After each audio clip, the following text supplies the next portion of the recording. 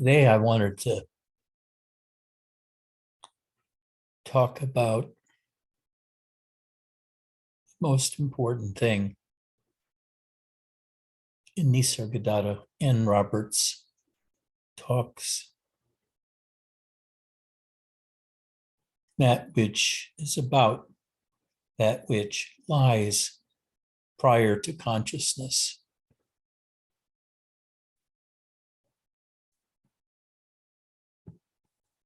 Now, Robert used to have a lot of different teachings about practice. Almost every satsang, he talked about a different method of just becoming quiet or practicing self-inquiry, or, as he would put it, diving deep inside. Diving deep inside was the method that I most enjoyed and seemed to ring true with me. And by diving deep inside the way I did it, was to look within with the imaginatory looking at that dark emptiness within the body, the heart, the gut, and imaginatively turn my attention around and focusing on descending into that dark emptiness inside, searching for a bottom or whatever it was that I would see by descending ever deeper inside myself.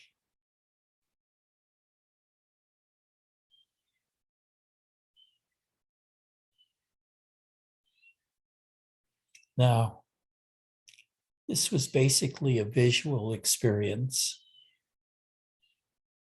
I was looking inside my own dark emptiness, the space within.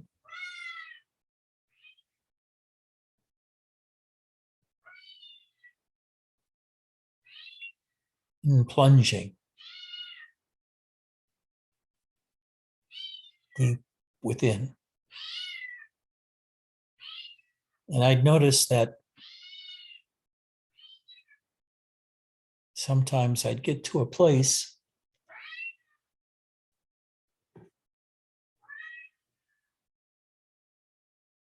where I suddenly turned around.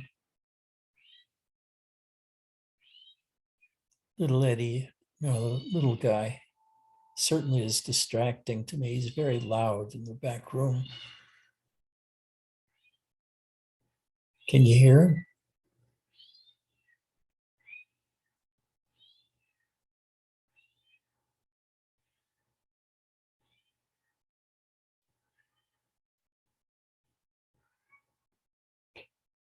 And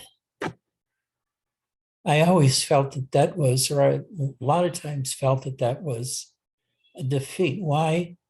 When I was seeming to make such great progress diving deep within and going deep within my own consciousness,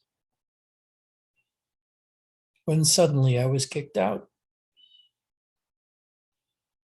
I was turned around completely. And with an empty mind, there was no thoughts. I became a witness to the world, to my consciousness.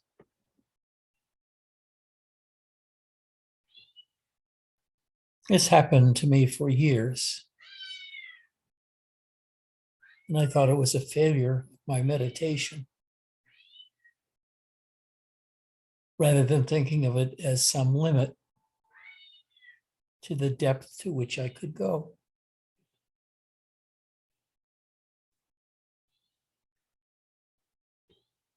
And over time, this phenomena persisted.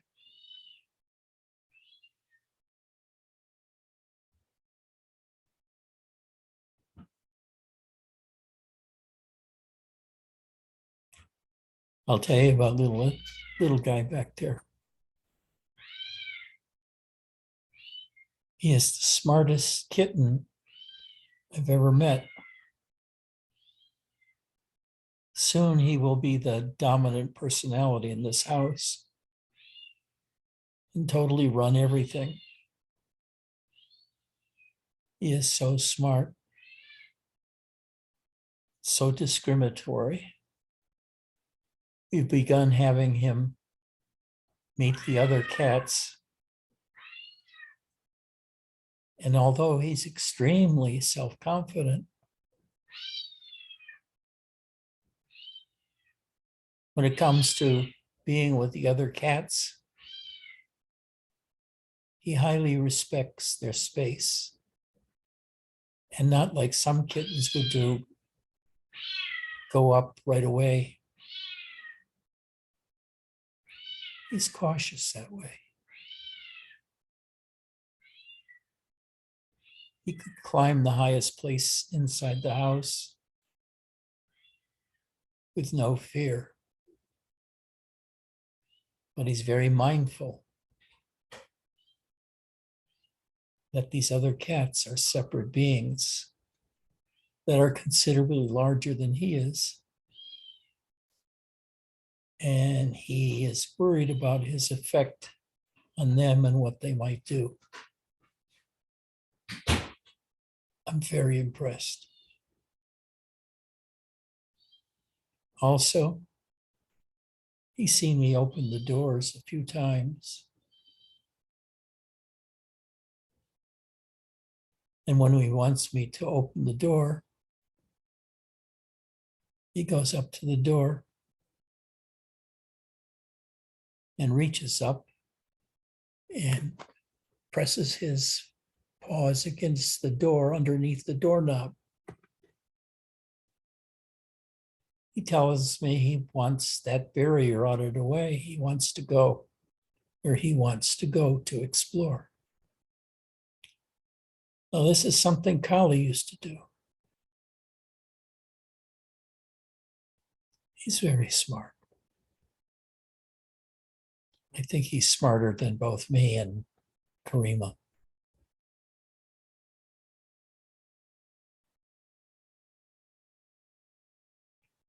But anyway, I used to go deep within and be spending 20 minutes or 30 minutes diving within that dark emptiness inside. It was a very pleasurable descent into the dark consciousness. And I'd get to the point where I was no longer diving, but I became the observer.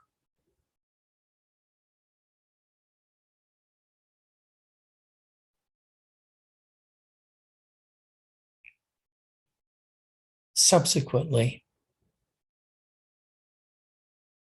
I learned what was really happening in terms of a cognitive description.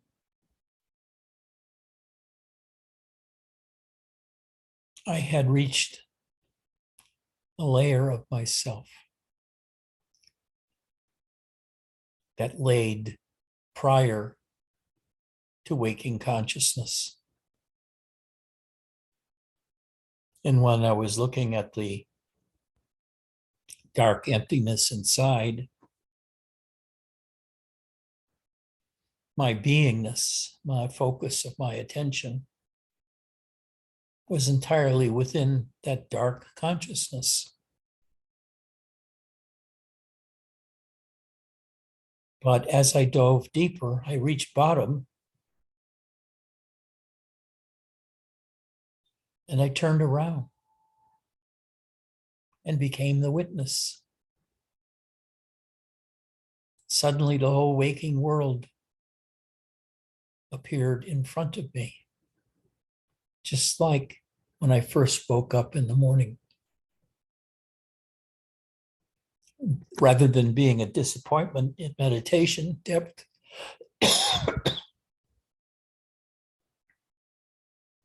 I was discovering the witness depth within me, which was prior to consciousness.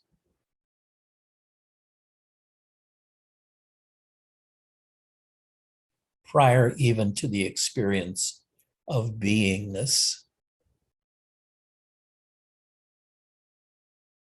In a sense,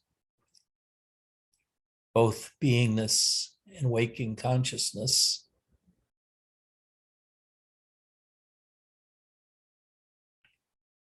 were aspects at levels deep within consciousness. But when you go deeper even, you discover that layer of self,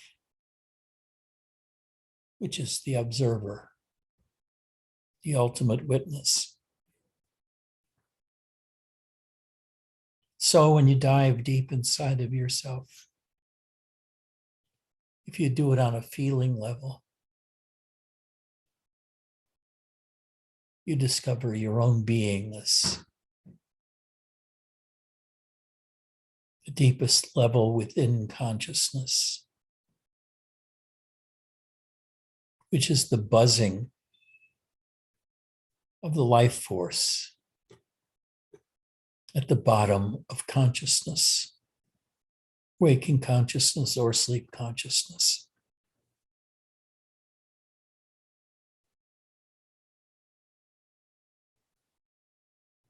And it's hard to explain what that's like.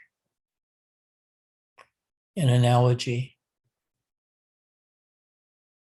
would be watching a shallow pan of water begin to boil. At first, there's a few tiny bubbles that bubble up from the bottom of the pan to the surface. But if the water continues to heat, there are more and more bubbles until it breaks into a full boil.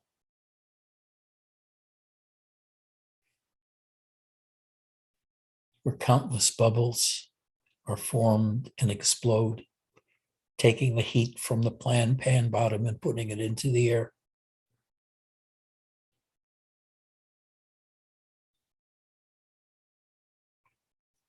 So when I dove deep enough, I turned around. And by turning around, I left consciousness and observed the whole world.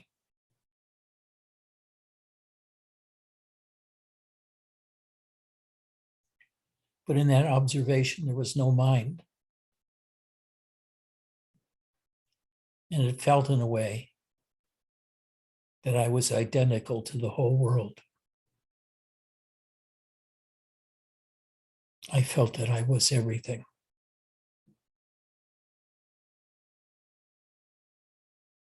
But I knew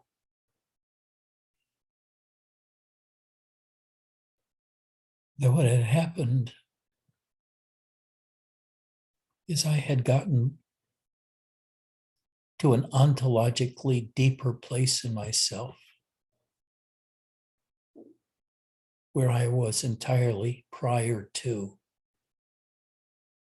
ontologically prior to consciousness, and could no longer be considered an object in the world,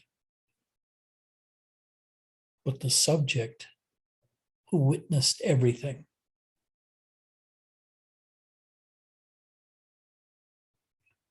Now, in this state, I lied, resided entirely beyond consciousness. And yet I seem to identify with the totality of consciousness. But even in that, I was aware, although I felt like I was the totality of consciousness, In fact, I was residing in a place that was able to grasp the entirety of consciousness. And I felt, this is not a cognitive thing so much as a intuition, that my deepest beingness lie entirely beyond consciousness and was witnessing consciousness. And the last step before descending into the witness of consciousness was passing through the experience of beingness within, that kind of electricity vibration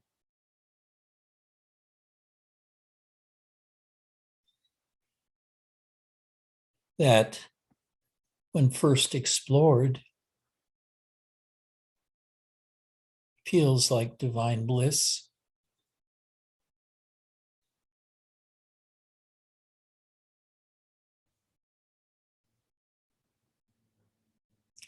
And later on, after years of watching it, witnessing it,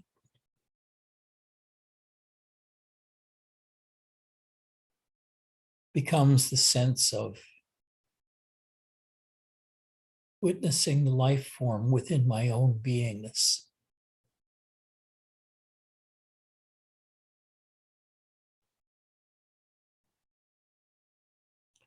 And going even deeper into that than that, beyond beingness or prior to beingness, prior to the light of consciousness, there's a turning around of the focus of who and what I am. While I was in consciousness, I felt I was descending through a depth like an ocean of dark emptiness, like a skin diver, just going down, diving within, as Robert would say.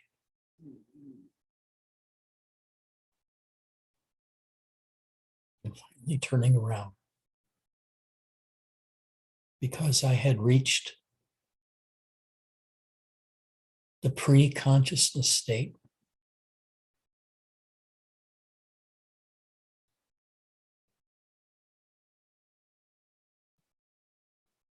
You might say of the absolute.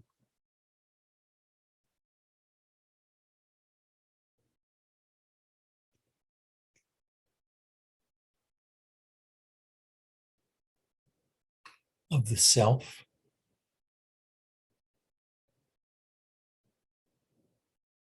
Of the witness. And I knew I was entirely beyond consciousness. And yet I still existed. I existed beyond consciousness. Although I couldn't witness myself as witness or the absolute, I knew it was a feeling inside of me, not a intellectual understanding. That came later. That I had penetrated all the way through consciousness to the subjective source of cognition of consciousness, awareness of consciousness, which you could call the absolute, because there was nothing left of it that was in the relative world of consciousness, in the world that appeared in consciousness. It was entirely beyond consciousness, witnessing consciousness.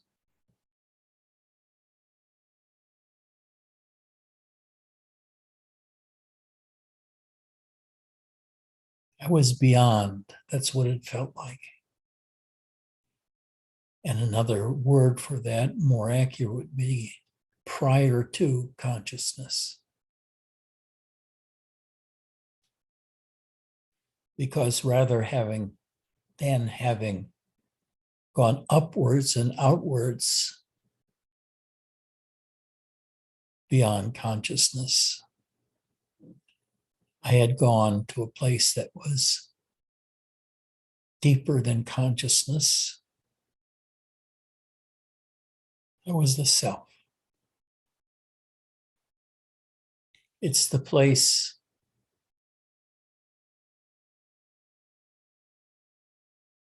from which the life force and awareness seems to arise, to flow out of the witness. But on the other hand,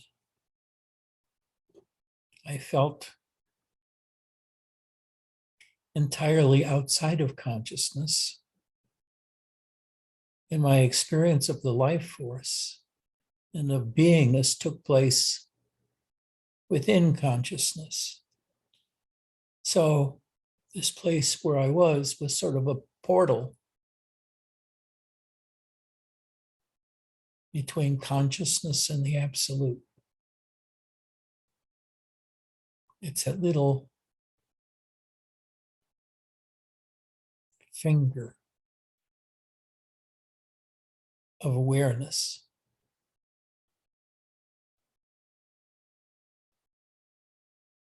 that sticks through out of the witness or the absolute and goes into the world and illuminates it, and suddenly turn around. And all that you can see is that illuminated world. And the mind has stopped completely. There are no thoughts in this state. You're just a witness of consciousness. Now you can spend years in this place like Ramana did.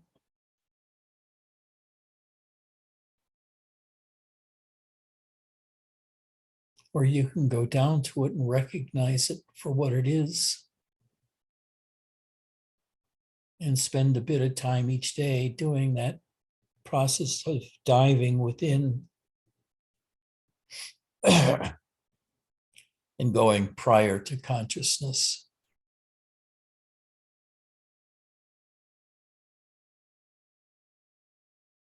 And staying there for a while.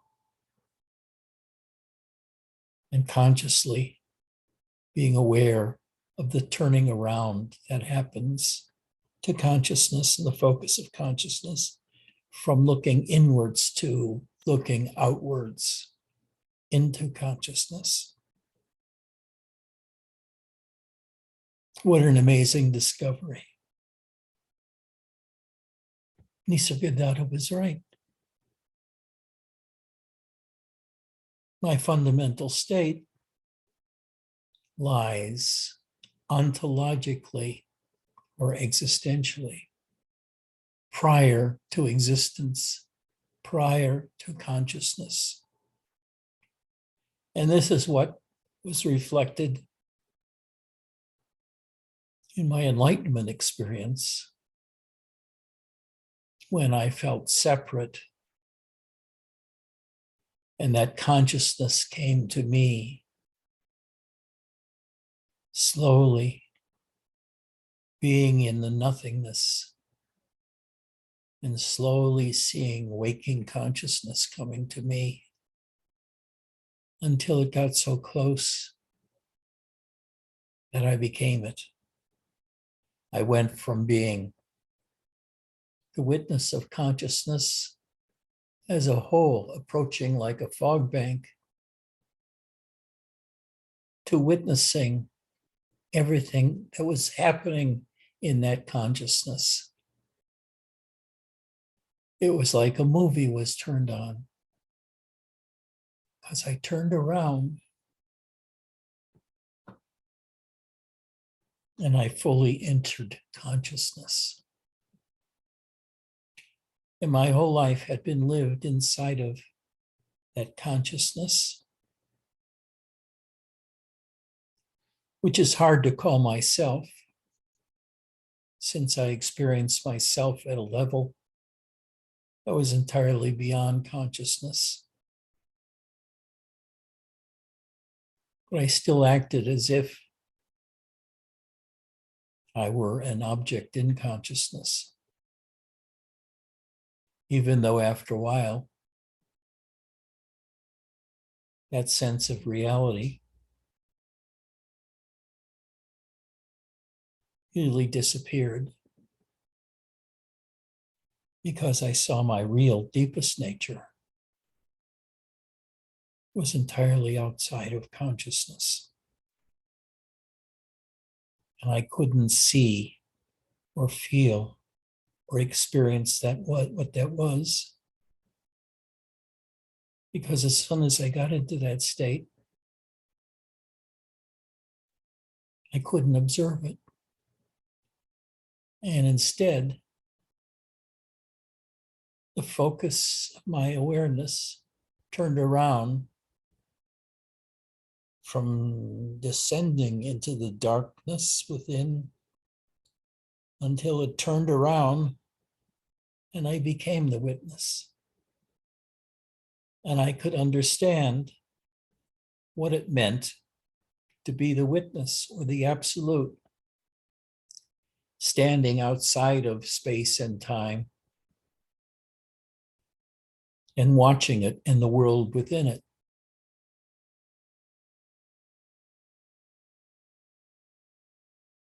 So the world could not touch me. Time could not touch me. Even my body was just an object in that impersonal consciousness which came to me. And in that first witnessing, the idea that I was my body disappeared. But I saw that the most fundamental aspect of me was being entirely different from consciousness and being aware of consciousness.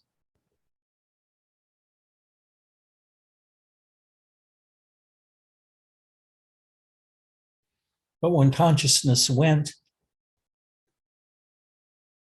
I was in deep sleep.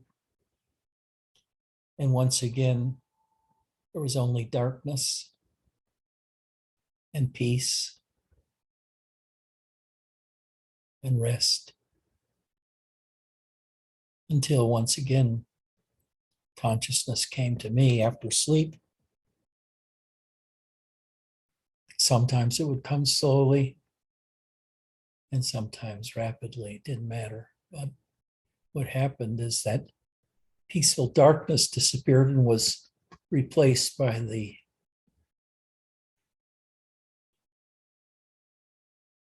subsequent, which might be called the chaos of consciousness, with all the slings and arrows therein, and all the tall tales and the short tales, all the adventures and searchings, and all my love affairs and all my animals, all of that was lying within consciousness. And I was now a body in consciousness functioning in the world. But I knew exactly who and what I really was at that deeper level, where I was beyond consciousness. But the experience is when you get below consciousness, before consciousness, and you turn around, the entirety of consciousness is offered to you as a single vision. And it's so easy to say at that point, I am consciousness itself, because that's all that you're aware of, is the conscious manifestation. You're no longer aware of the witness. I tried to make this explanation as clear to you as I can, because it will help you in your own meditation if you decide to practice by diving deep within, looking for the deepest level within you, becoming prior to consciousness, and having the experience of turning around the focus of your attention from the inward to being outward again, and as an ordinary person, but an ordinary person that is grasping the totality of the world all at once. And at the same time, recognizing that those objects were nothing but consciousness, part of the show. There was no thing really there. All that there was consciousness. Consciousness of a body, consciousness of a mountain, consciousness of a tank or a car or a train or an airplane, but not necessarily any object within that consciousness could exist apart from consciousness, because we experience ourselves as being in the world only within consciousness of the world and the objects that surround us. Now, Robert says that's a dream world, and I fully understand what he's talking about. It's not real in the sense that you enter a world of objects, you enter consciousness. And consciousness is the entire thing we get to experience, to feel, to hear, to touch, to taste. And everything we know, that's all we know is consciousness. We have no idea what lies beyond consciousness except for our experience of ourself as being prior to consciousness through this diving meditation. But from that point of view, there are no objects like body, mountain, airplane, train. All of those things are in consciousness. They're objects in consciousness, in the totality of the field of consciousness. And consciousness itself is like a state that comes to me like a fog bank in the night. And when it touches me, suddenly the whole world appears. And I'm the witness to it. And I look around and I see my body, and then I imagine myself to be another object in my own consciousness, when in fact, I'm entirely beyond consciousness. Oh, this is as precisely as I can state the prior to consciousness experience and what it means. And I would like to encourage you all to try the meditation of diving within, of turning your attention around from being in the external world and being inside of yourself, maybe first in your head or your forehead, then turn your attention around and imaginatively dive within yourself.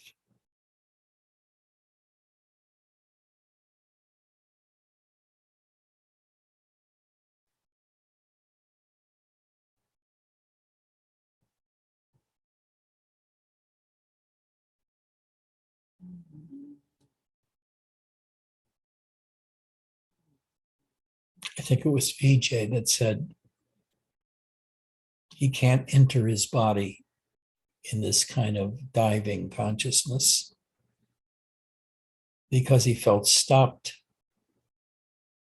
from descending into it at a certain point around his neck. It may have been somebody else.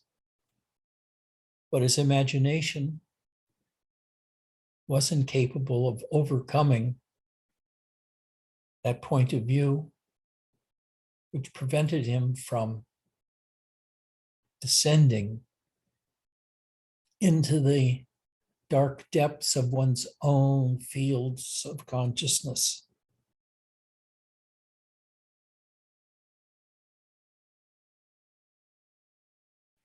That darkness needs to be penetrated.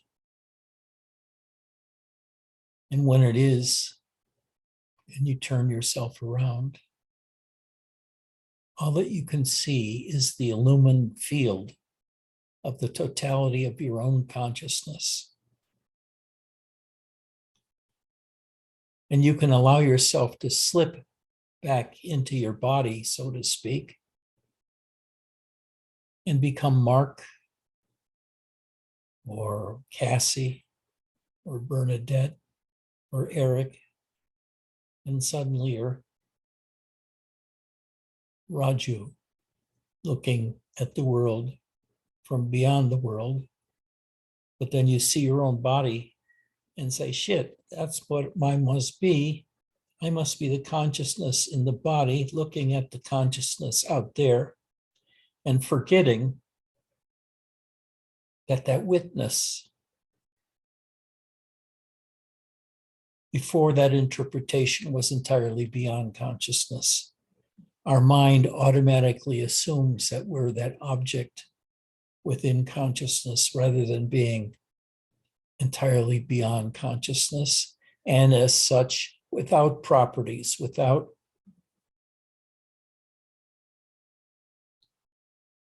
color, without space, without measure,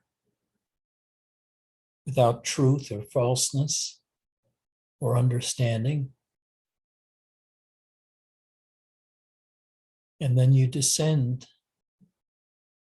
into the darkness, ultimately to reach that prior to consciousness level, turning around and being able to observe the entirety of consciousness, and then later on to settle back into the world of objects in consciousness. That was it. This is the whole experience, my whole interpretation of that experience. And this is utter freedom. Once you understand this deeply, you know that you are really untouched by anything that happens in consciousness. You're the absolute. Untouched by wind, fire, fog, smog. Untouched by emotions. Untouched even by angels. You've transcended the whole thing, even the divine, even the level of God realization. But as I argue elsewhere, God realization and that experience gives you the energy to allow you to persevere to the end. Because without that experience, there's not really much power to the search.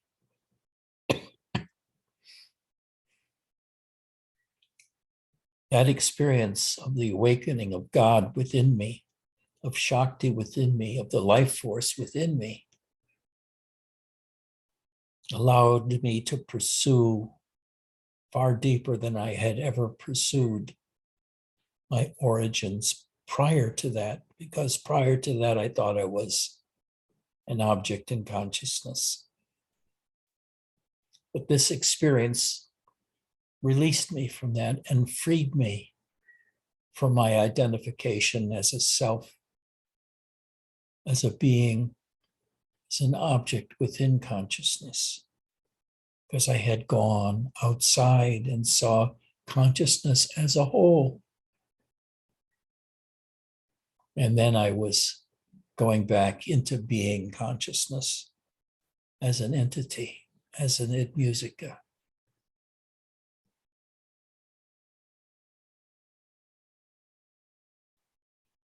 And we all do this, except that I meditated myself out of the bag. And last time I was talking about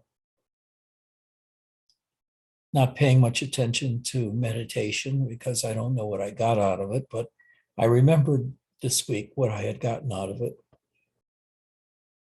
And it totally escaped from the grips of consciousness.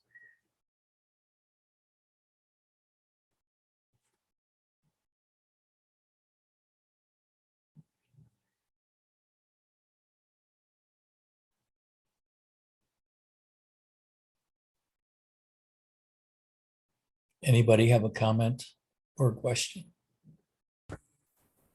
Hey, Ad, it's Michael T. I'm not saying this out of imagination, but through an experiential thing. But haven't you, at the bubbling of the life force and getting way deep, like you said, into the self and gone to the bottom layer, haven't you ever, and becoming the witness itself, haven't you discovered at some point that you felt something else witnessing you as the witness, and something encroaching into that level of where you were as the illuminated field of consciousness? Like, the best way I can give an analogy is if you're a piece of paper on a table, you're limited to being within the laws of relativity, that piece of paper. But if something bends that paper and possesses that peeking into it, haven't you ever felt that third party? I think I've described that a lot before. I called it the other. I called it God. I called it the life force. But ultimately, that disappears. That feeling of separation when you leave consciousness, or that feeling of the other. When you leave consciousness, you leave the other behind in consciousness, even if it is God or the other. But yes, I had the experience of the other a whole lot ever since the energetic opening I had in 2010, the God realization in 2010 of the other, of the life force awakening in me. Before that, I was not aware of the other within. But don't we ultimately rejoin with the other, being that even though you describe this amazing layer of meditation or beyond meditation, it's still within the box of relativity, and it still does not escape death unto itself. So isn't the matchmaker or whoever started it all ultimately responsible for us as children? Why else give us hearts? We didn't have to be created with the heart that can do what it does.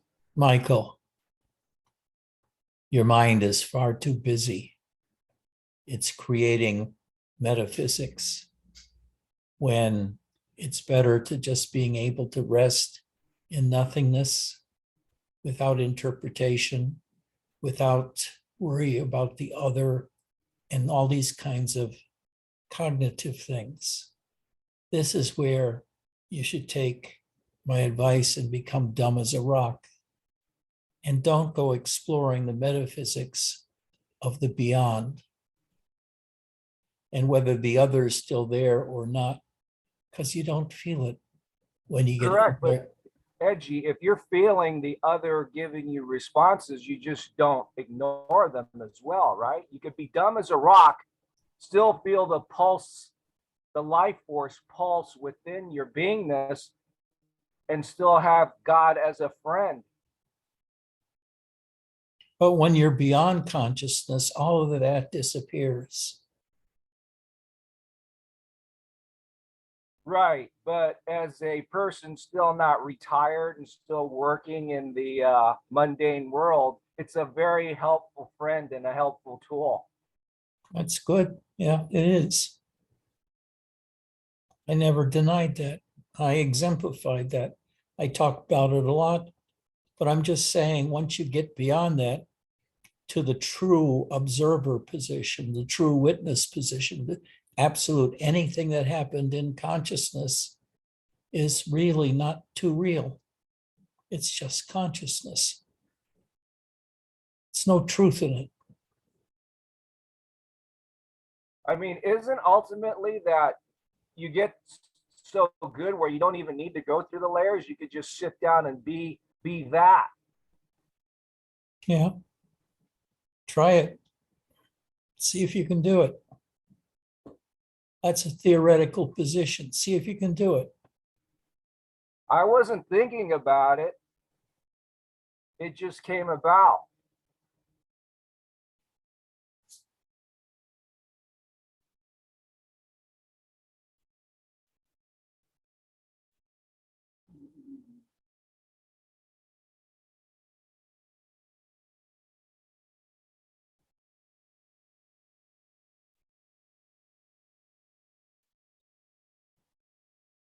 Anybody else?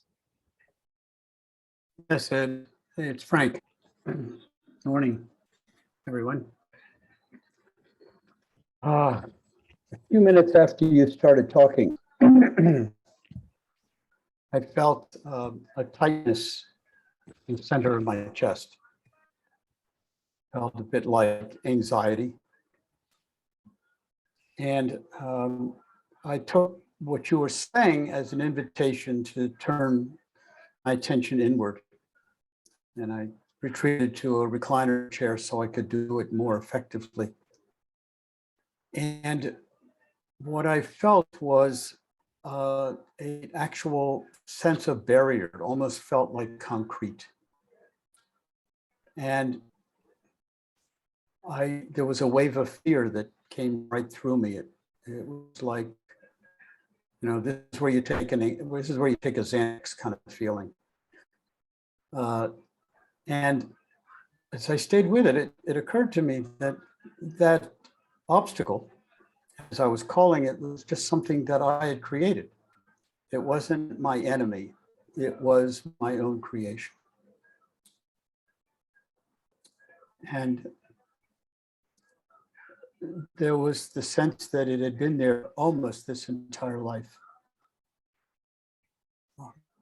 And so I envisioned, like, I don't know how one softens concrete, but I imagine pouring some kind of liquid on it.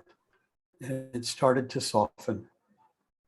It hasn't completely dissipated yet. But the fear that came with it was really quite astonishing and almost overwhelming for a few moments.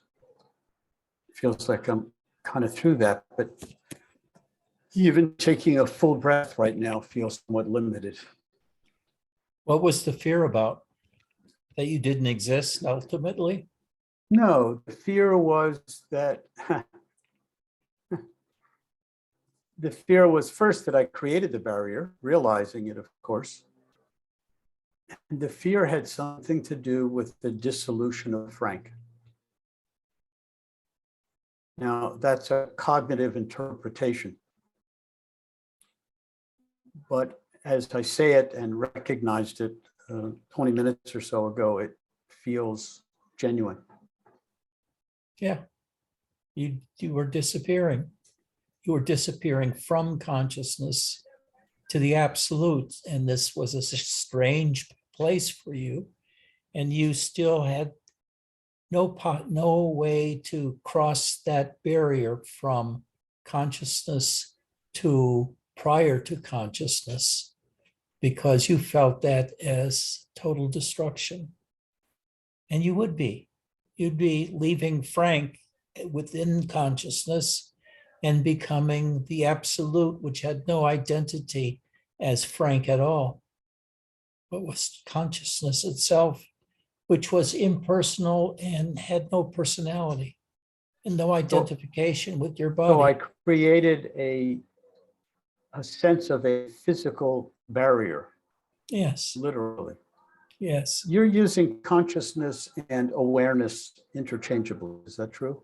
No, No. no. What I am is pure awareness separate from consciousness, and consciousness came to me. And my identity of Ed Musica was part of the matrix of the consciousness that I grew up in, my history and identification with my body. But no, they're not interchangeable. Awareness is the primary, and the secondary is consciousness, which is that artificial world that somebody created that we're in. And the other world is prior to consciousness, the noumenal, that without property, that without existence. It's prior to existence altogether, existence being that which happens in consciousness. The waking world. Any suggestions of how to work with this barrier that has appeared? I'm still No, sensing it. you're now. aware of it. That's all you can do at this point. To be aware of it and then to realize it. And you don't have to realize that it's something you created yourself. That's besides the point. You just have to realize that it's artificial and it's an impediment to going deeper into yourself. And just understand that. And that is all that you can do, and that's all that you want to do, because it'll take care of itself. It's self-healing, you might say, through meditation. Thank you. Oh, boy, how differently I sound from last week when I said that meditation was of no help.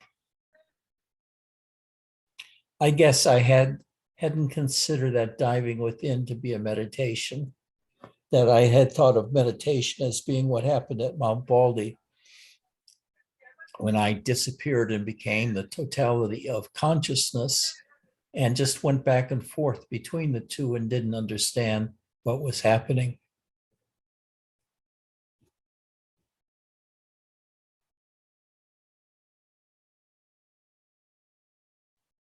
In Mount Baldy, the diving within happened in a small fraction of a second. I would feel my consciousness just drop out of my head into my body. And then suddenly I would be in the totality of the world as the center point, the witness. And at the same time, because it was the only thing that existed, I didn't feel like the body anymore. It was the totality of consciousness which was present to me. So I identified with that and I became the whole world.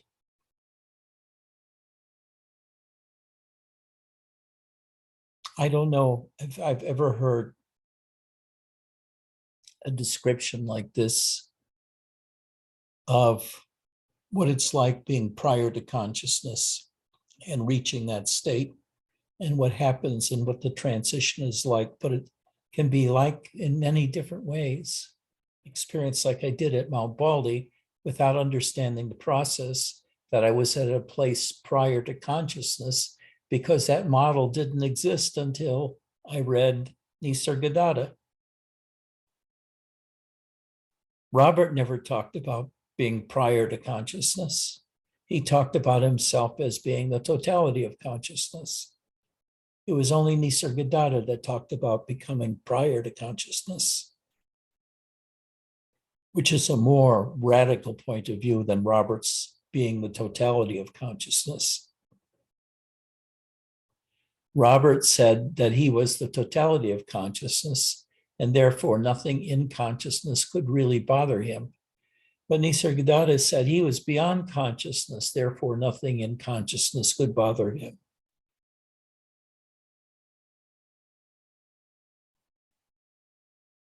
Reiki, do you understand?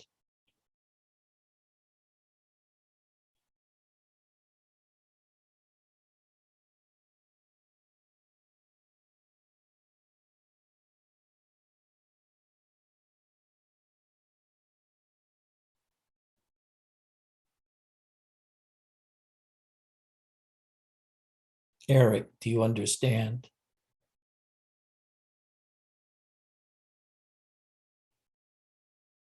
Chris, do you understand?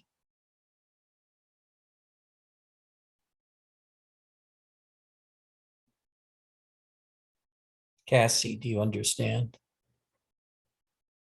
Ian, do you understand? Mark, do you understand? Raju, do you understand?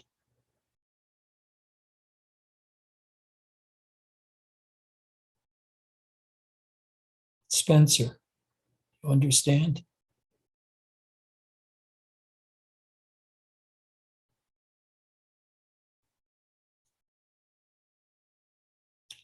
I would advise anybody who really wants to understand the whole thing about being prior to consciousness as your primary identity should watch this tape over and over and over again, and then practice diving into oneself, diving into the darkness within, and seeing how valuable that is as an exercise, and beginning to understand what it's like being prior to consciousness, where you're on the ground floor or the basement, looking at everything around you and above you. You are beyond consciousness, beyond the house, beyond all of that. And as the subject, the witness, the absolute lying beyond consciousness, none of that touches you. Nothing that happens in consciousness touches you. And this is the absolute position that Nisargadatta talks about, where everything else about other than that knowledge is mind play, is superficial. It's a dream. Consciousness is a dream, like a dream. It's not real. And you'll feel that when you get beyond or prior to consciousness, that now you're in reality. Before that, when you were in consciousness, from then on, consciousness seems like a dream, something passing, not real, like you are deep inside.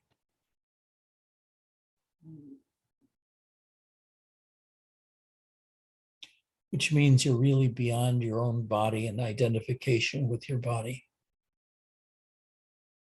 And the absolute knowledge comes that you're not even touched by your death. But then the question arises, well, what do you see after death then? You see nothing, because only the body can experience consciousness. And when you don't have a body anymore, there's no consciousness to be perceived. So, as Nisargadatta would say, you wait around till your next birth. Somebody's got it arranged for you. Your next birth, you're going to come back as a goldfish.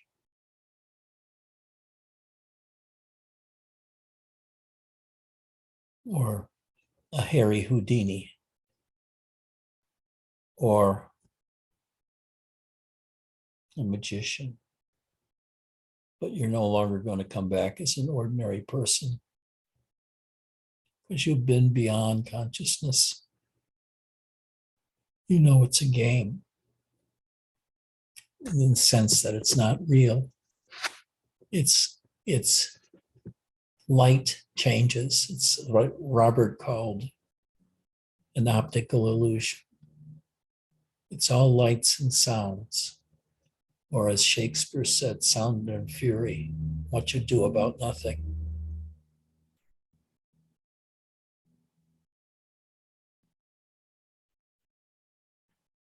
So, Ian, you can let your business fall away and just sit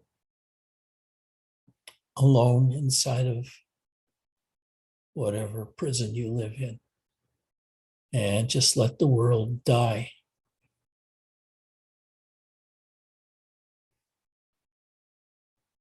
And you can be like the monk who was challenged by the general, who was upset by the monks not greeting him and saying, "You don't know who I am.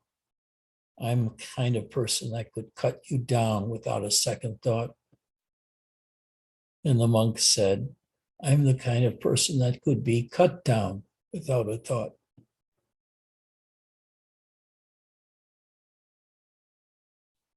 It depends on which level you identify with. The awareness prior to consciousness, or that which arose in you, which was consciousness, and the whole world that is displayed from consciousness, which you think is real, but is really only a light show and a sound show.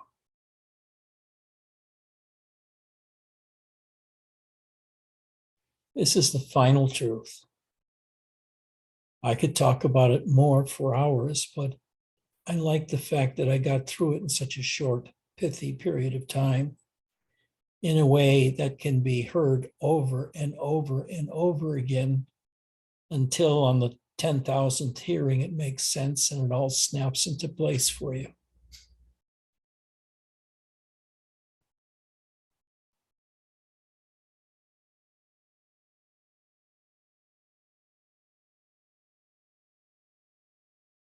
I certainly am going to post this satsang.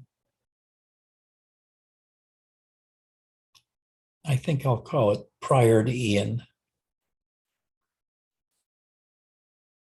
or prior to Mark or prior to Frank or prior to Reike, prior to Ed.